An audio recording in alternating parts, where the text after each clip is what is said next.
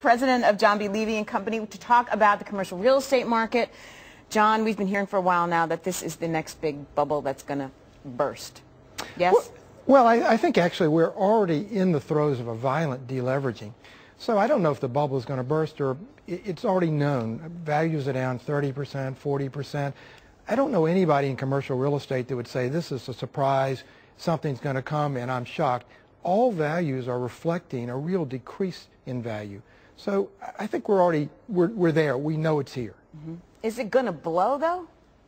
No, I don't think it's going to blow. I think that's probably the wrong word. We're seeing a lot of extensions on loans. We have a lack of liquidity in a business that needs liquidity desperately. So, but I don't think blow is quite the right term. I think really we've got a long-term way to run. We're not anywhere through this yet. You're seeing extension on loans. What type of, is there government pushing in that direction in terms of these banks and things like that? Are we seeing a lot of the government backing that?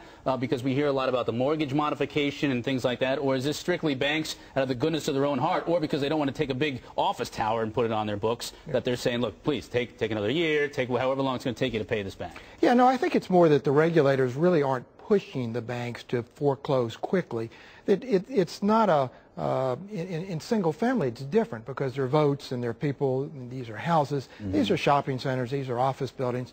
But I think for the most part, banks, life insurance companies, CMBS servicers realize that the people that own them now are probably doing as good a job as can be done. Now that's not true in every case, but I don't see this massive hammer trying to say, let's foreclose now, the way we saw, for example, in the early 1990s with the RTC. There's a different environment. I don't know how long it lasts, but it certainly feels different now. So we have this slow bleed going on. You know, we heard the other day Toys R Us is going to go into the malls, right, and rent temporary, or at least temporary space for the holiday season. It sounds like a home run to me as far as Toys R Us is concerned, right? Sure. You know, I see it by me with the Halloween stores. There's deals to be made out there. Does this help or hurt the owners of these properties? Because it's really like a short-term tease. No, I think it definitely hurts them because what we're seeing is that they're temporary because they don't have long-term tenants. Sure.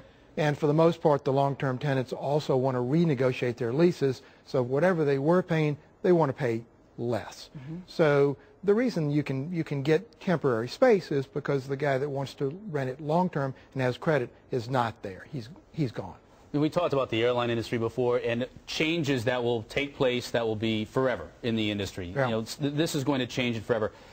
I hate driving around and seeing empty strip malls. I mean, I loathe it. You have an anchor store that goes out of business, then all the other small stores go out of business because they don't have an anchor.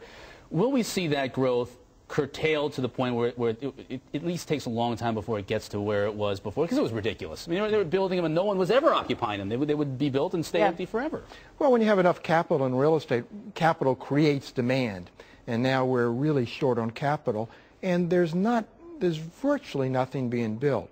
So this will take a while to work its way through the system. And hopefully we'll be a little bit more restrained next time when we find more capital and therefore it finds more demand. Yes, unfortunately, I don't think we learn from our mistakes, though. That's human nature. That's the problem. Yeah, we don't. What about the REIT market? Is it time? We've had people on this show actually saying it is time to invest in REITs. Is it? Yeah, it's really interesting. There are two things going on. First of all, on the equity REIT side, there's been a massive raise of equity, some $20 billion just this year.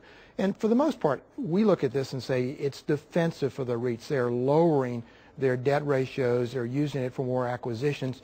But probably more interesting is the rise of the mortgage REITs. And that's a term that most people haven't used in years. But mortgage REITs really have offensive capital to either buy CMBS, to make new loans, to buy troubled assets. And by our numbers, there are close to 15 that are in some part of the IPO business or have already gone public for $7 billion, including, interestingly, the largest IPO in the entire market year to date. So there's big business from people that say, I think this is the low part of the real estate business. I want to get in now. I don't want to deal with legacy assets.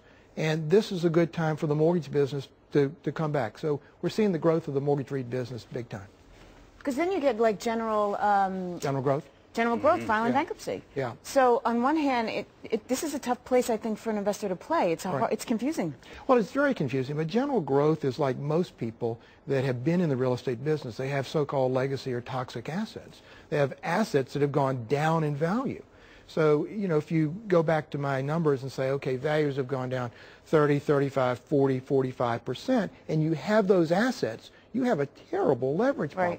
If you're in the mortgage REIT business and you're brand new, you know, for example, as the mortgage REITs are now, there's no legacy. They're buying new assets at the new lower prices, so they don't have to worry about the toxicity of their previous asset base. It's a completely different ballgame. So you need to do your research, though, on this. You absolutely need to do your research. It's completely different, though, than buying some of the old assets and thinking they've been marked to market.